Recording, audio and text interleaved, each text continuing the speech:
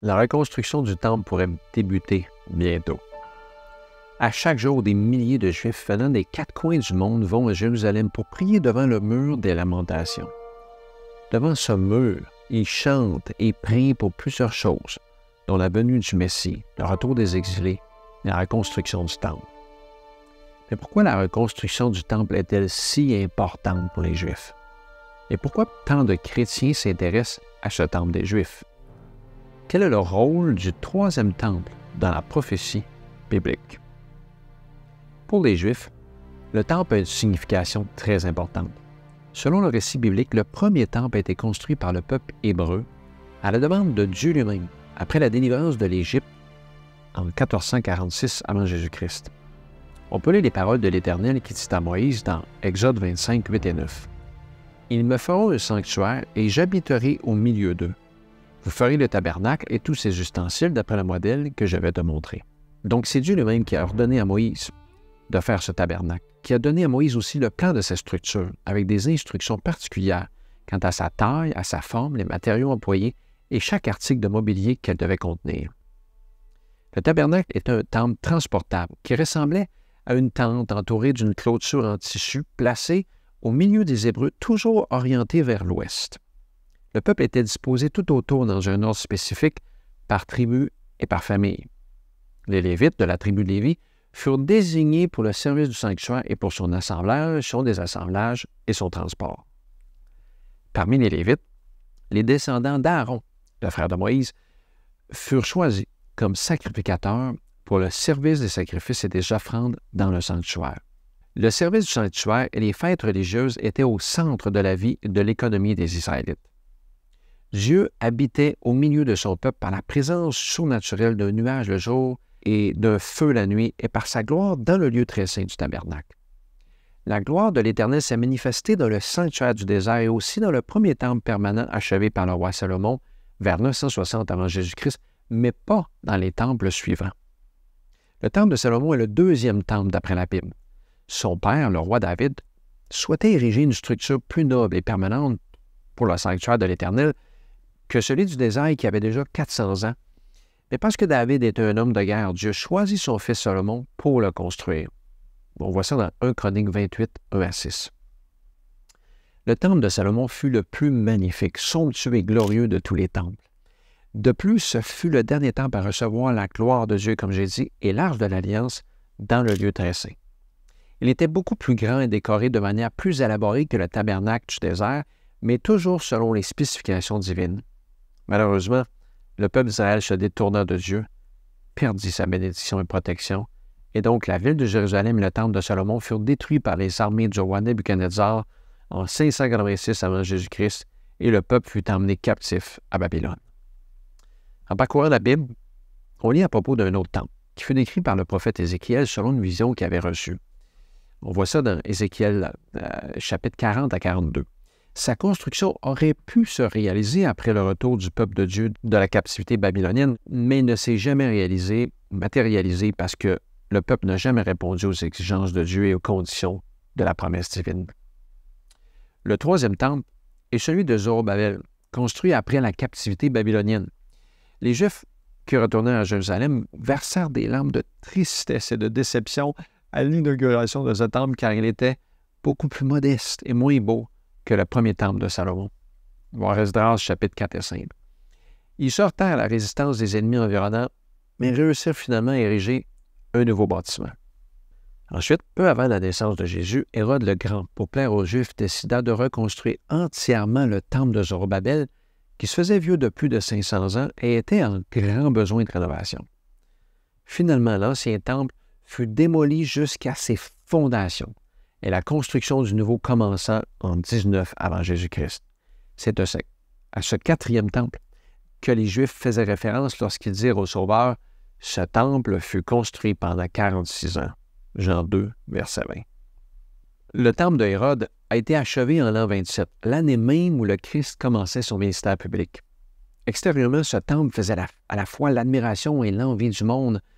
Son apparence, dit l'historien Joseph, avait tout ce qui pouvait frapper l'esprit et étonner la vue, car il était recouvert de toutes parts de solides plaques d'or, de sorte que lorsque le soleil reflétait un éclat si éblouissant que l'œil du spectateur était obligé de s'en détourner. Cela apparaissait de loin comme une immense montagne recouverte de neige, car l'air n'était pas décoré de plaques d'or, il était extrêmement blanc et scintillant.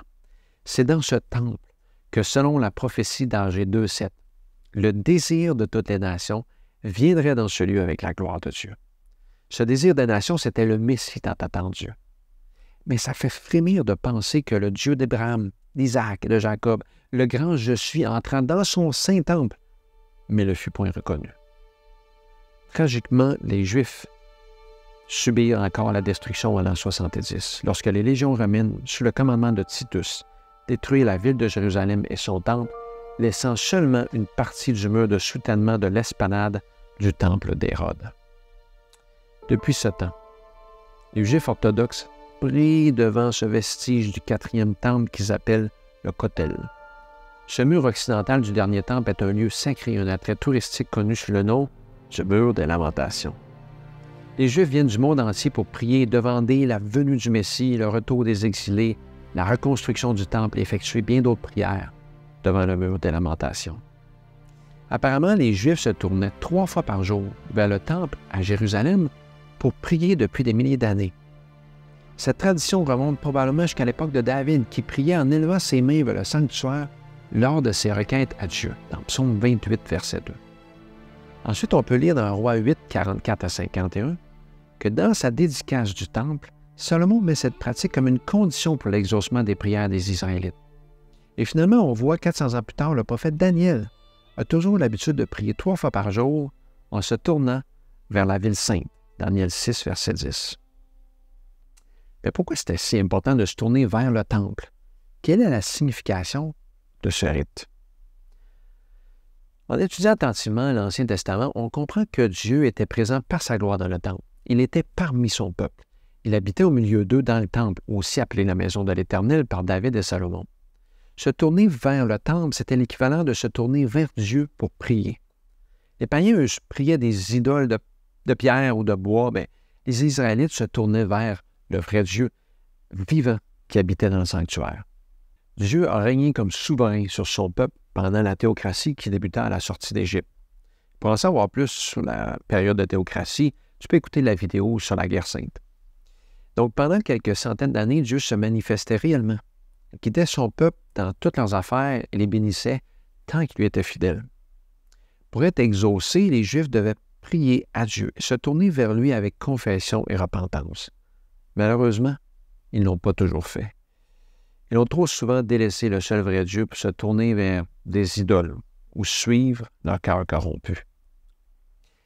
Donc le temple était synonyme de la présence de l'Éternel, le Créateur du ciel et de la terre, au milieu de son peuple. Et l'objectif de Dieu était d'habiter parmi son peuple pour les protéger de tout mal, les sauver de la mort, les bénir pour toujours. Le service sanctuaire, avec ses sacrifices, ses offrandes et les fêtes cérémonielles, avait des significations d'importance capitale et de portée éternelle. Tout ce qui était et se faisait dans le sanctuaire terrestre est un symbole du vrai sanctuaire céleste et de Jésus, l'agneau de Dieu. Pour éviter d'être exclu ou retranché du peuple, le pécheur devait choisir un agneau sans défaut et sans tache et se présenter devant l'enceinte du sanctuaire où l'agneau était inspecté par un lévite. Ensuite, le pécheur entrait par la porte du parvis, attachait l'agneau près de l'autel des sacrifices, posait ses mains en confessant ses péchés pour transférer ses fautes sur l'agneau, égorgeait l'animal pendant que le prêtre collectait le sang. L'animal est ensuite consumé par le feu sur l'autel des sacrifices et le pécheur repartait en paix. Ensuite, le prêtre suivait tout un rite pour asperger le sang dans le temple. Le seul autre meuble dans le parvis, à l'extérieur du tabernacle, était une cuve d'airain située entre l'autel des sacrifices et la tente. Les prêtres devaient se laver avec l'eau de cette cuve avant d'entrer dans le tabernacle. Le premier temple était une tente composée d'une structure recouverte de toiles et de peaux d'animaux de différentes couleurs. Cette tente, parfois appelée le tabernacle, avait 2 pièces, nommées le lieu saint et le lieu très saint. La première pièce, le lieu saint, était aménagée de 3 meubles. La table des pains à droite du côté nord, le chandelier à 7 branches en face du côté sud et l'autel des parfums au fond de la pièce devant le voile du lieu très saint. Au-delà du voile dans le lieu très saint se trouvait l'objet le plus précieux, l'arche de l'Alliance, un genre de coffre de bois recouvert d'or. À l'intérieur de l'arche, il y avait les 10 commandements gravés sur les 2 tablettes de pierre, 1 Roi 8, verset 9. Et selon Hébreux 9, 4, il y aurait peut-être aussi un bol de manne et la verge d'Aaron. Sur le dessus se dressaient 2 chérubins, des anges, en or avec leurs ailes déployées, se faisant face et regardant l'arche. C'est là, entre les 2 chérubins, que la gloire de Dieu habitait. Donc l'arche de l'Alliance était comme le trône de la présence même de Dieu. Malgré tout cela, l'apôtre Paul explique dans sa lettre aux Hébreux qu'il est impossible que le sang des animaux sacrifiés ôte les péchés. Seulement le sang de Christ peut pardonner et effacer les péchés. Alors, est-ce que tout ce service était donc inutile? Mais non, puisque le message du sanctuaire est celui du salut de Dieu. Au moyen des symboles et des rites du sanctuaire, Dieu voulait attirer l'attention sur les 3 phases du ministère du Christ qui allait venir pour l'humanité perdue. 1. Le sacrifice de substitution. 2. La médiation du prêtre. Et 3. Le jugement final. Le service du sanctuaire terrestre était une figure du vrai sanctuaire céleste. Dieu voulait enseigner le plan du salut et imprégner dans les esprits que la conséquence du péché, c'est la mort, mais qu'un substitut innocent allait porter la peine et mourir à la place du pécheur. Dans le Nouveau Testament, on trouve cette même vérité dans Romains 6, 23, car le salaire du péché, c'est la mort, mais le don gratuit de Dieu, c'est la vie éternelle en Jésus-Christ notre Seigneur. Lorsque Jean-Baptiste a vu Jésus, il a dit, « Voici l'agneau de Dieu qui ôte les péchés du monde. » C'est Jésus, l'agneau immolé dès la fondation du monde, et le substitut qui meurt à la place du pécheur. Les péchés de l'Ancien Testament étaient pardonnés et sauvés par la foi au sacrifice de Christ à venir, au futur, tout comme ceux du Nouveau Testament sont sauvés par la foi au sacrifice de Christ accompli ou passé.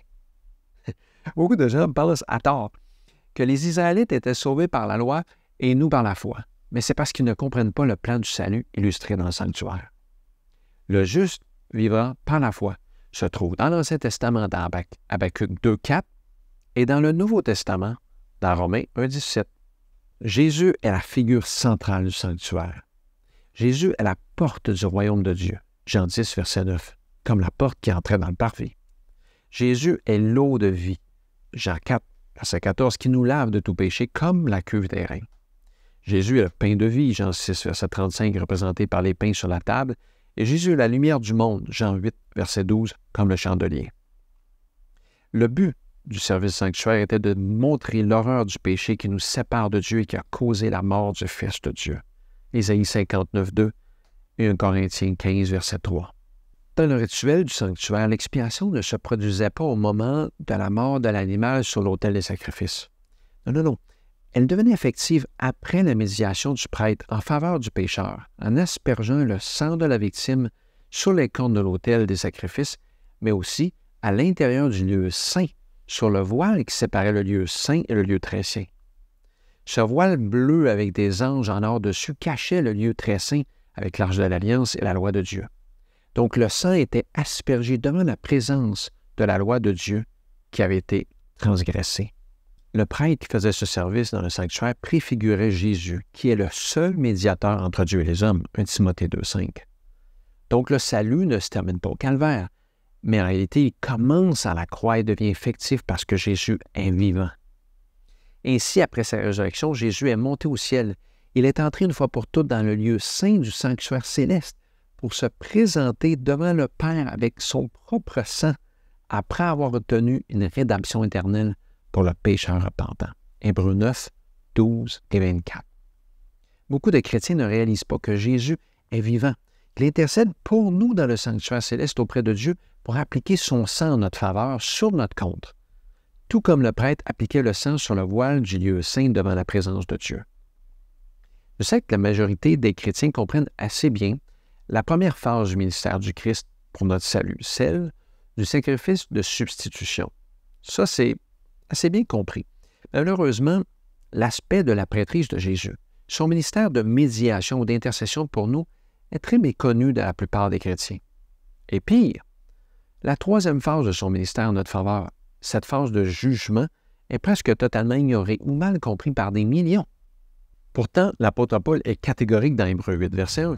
Le point capital de ce qui vient d'être dit, c'est que nous avons un tel souverain sacrificateur qui s'est assis à la droite du trône de la majesté divine dans les cieux, comme ministre du sanctuaire, du véritable tabernacle qui a été dressé par le Seigneur et non par un homme. La seule façon de savoir ce que fait Jésus dans le sanctuaire céleste est d'étudier ce que le souverain sacrificateur faisait dans le sanctuaire terrestre. Ce point est important, car il fait référence au ministère de médiation et de jugement.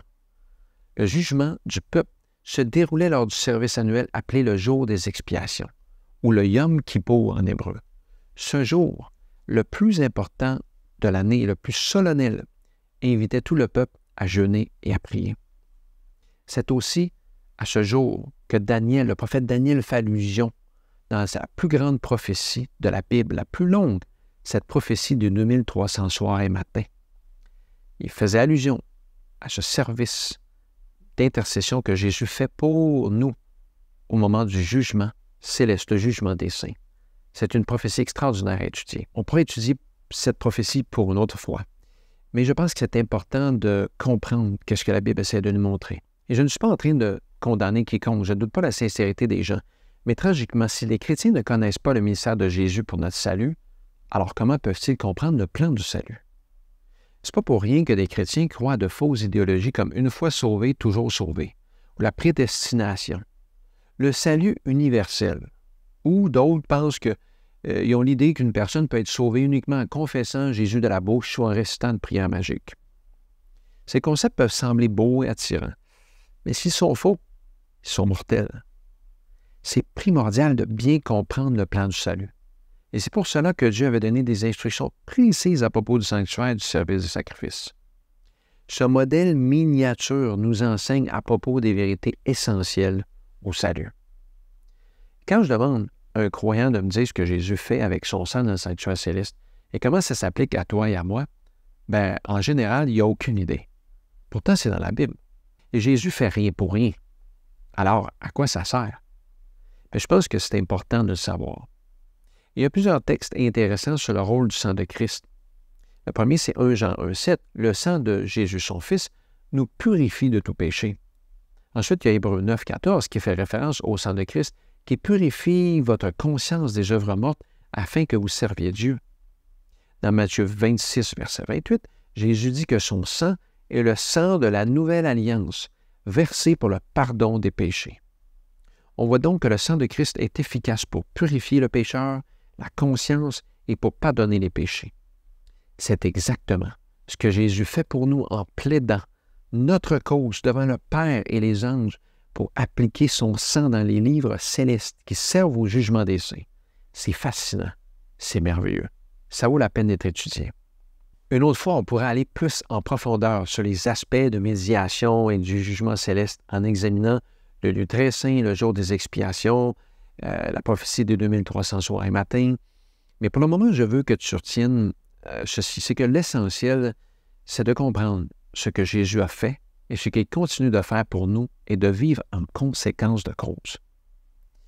Parlant de Jésus, l'apôtre Paul écrit dans Hébreux 7, versets 25 et 26, « C'est aussi pour cela qu'il peut sauver parfaitement ceux qui s'approchent de Dieu par lui, étant toujours vivant pour intercéder en leur faveur. » Il nous convenait en effet d'avoir un souverain sacrificateur comme lui, saint, innocent, sans tache, séparé des pécheurs et plus élevé que les cieux, qui n'a pas besoin, comme les souverains sacrificateurs, d'offrir chaque jour des sacrifices, d'abord pour ses propres péchés, ensuite pour ceux du peuple, car ceci, il l'a fait une fois pour toutes en s'offrant lui-même. Quelle belle parole encourageante! Jésus vivant, c'est par sa vie, sa mort et sa résurrection et son intercession que nous sommes sauvés. Sans Jésus, nous sommes perdus, séparés de Dieu pour l'éternité. Mais en Jésus, nous pouvons avoir la vie éternelle et être réconciliés avec Dieu. Dans Ésaïe 53, on peut lire sa parole prophétique annonçant les souffrances et la mort de Jésus.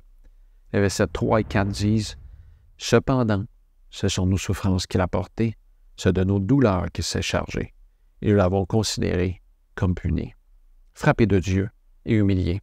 Mais il était blessé pour nos péchés, brisé pour nos iniquités. Le châtiment qui nous donne la paix est tombé sur lui, et c'est par ses meurtrissures que nous sommes guéris. En l'an 31, plus précisément le vendredi après-midi de la Pâque juive, le Christ s'est substitué à nous comme malfaiteur. Sur le mont Golgotha enveloppé de ténèbres, il a souffert l'angoisse et la culpabilité du transgresseur et fut séparé de son Père pour nous. Ensanglanté, épuisé, il pria pour ses ennemis, pensa à sa mère et réalisa que tout était accompli pour sa mission sur terre et cria « Père, je remets mon esprit entre tes mains. » Luc 23, 46. Finalement, il mourut d'un cœur brisé par le poids de nos péchés. Il rendit son dernier souffle, cloué sur la croix du Calvaire. À cet instant, le voile du temple se déchira en deux depuis le haut jusqu'en bas. La terre trembla, les roches se fendirent et les morts ressuscitèrent. Matthieu 27, 51 et 52. Dans le temple, le prêtre s'apprêtait à offrir le sacrifice du soir, mais tout est interrompu par le tremblement de terre, le voile déchiré. Soudain, le lieu très saint du temple terrestre perdait son caractère sacré. Dieu voulait faire comprendre aux Israélites que les sacrifices d'agneaux n'étaient plus nécessaires. Mais en vain, les sacrifices ont continué pendant encore 40 ans jusqu'à la destruction du temple en l'an 70. Les disciples de Jésus ont prêché la bonne nouvelle de l'Évangile en Jésus-Christ, mais la nation juive s'est accrochée à la tradition plutôt qu'à Jésus. C'est triste de voir que tant de Juifs orthodoxes attendent encore le Messie aujourd'hui. D'ailleurs, c'est une des raisons pour lesquelles ils n'ont pas encore reconstruit le temple à Jérusalem. Les Juifs orthodoxes sont d'accord que le troisième temple doit être reconstruit, mais ils divergent sur le quand et le comment. Le premier camp pense que le temple doit être reconstruit et ensuite le Messie viendra. Et le deuxième groupe croit que le Messie viendra d'abord et c'est lui qui reconstruira le temple. Il y a aussi des différences d'opinion sur l'emplacement exact de ce troisième temple. Et là, vous allez peut-être vous demander si je sais compter, parce que ce ne sera pas le troisième temple, puisqu'il y en a déjà eu 4. Ce serait le 5e temple. Oui, comme on vient de dire, si je me fie au texte sacré des Écritures, il y a déjà eu 4 temples. On les a nommés tout à l'heure. 1, le temple du désert, le sanctuaire du désert. 2, le temple de Salomon. 3, celui de Zorobabel. Et 4, le temple d'Hérode. Donc oui, s'il y aurait un autre temple, ce serait le 5e. Cependant, les Juifs ont décidé de compter autrement. Alors, selon les Juifs orthodoxes, il y a seulement eu 2 temples, le temple de Salomon et le temple de Zorobabel. Alors, vous comprenez qu'il y a une différence entre la tradition et les Saintes Écritures. Et c'est souvent le cas. Mais pour le reste de la discussion, on va continuer avec l'idée du troisième temple, puisque si vous faites une recherche sur Internet, si vous regardez dans les documents, si vous regardez de ce qui se passe à Jérusalem, ils parlent tous de la construction du troisième temple. Mais naturellement, le projet de la construction du troisième temple des Juifs à Jérusalem est un dossier complexe à cause des tensions politiques, religieuses et territoriales de la région. Pour choisir l'endroit, c'est pas si simple. Certains Juifs veulent démolir le dôme du rocher sur le mont du Temple. Et cette option-là entraînerait la guerre certainement. Parce que selon la tradition musulmane, ce rocher était l'endroit où Mahomet est monté au ciel, ce qui en fait le 3e lieu le plus saint du monde dans l'islam. Assez difficile. Mais il y a un autre groupe qui pense que l'emplacement idéal est juste à côté du dôme du rocher, du côté nord. Le dernier clan croit que le temple doit être construit dans la cité de David. Mais malgré ces divergences, il y a plusieurs choses qui sont prêtes, paraît-il.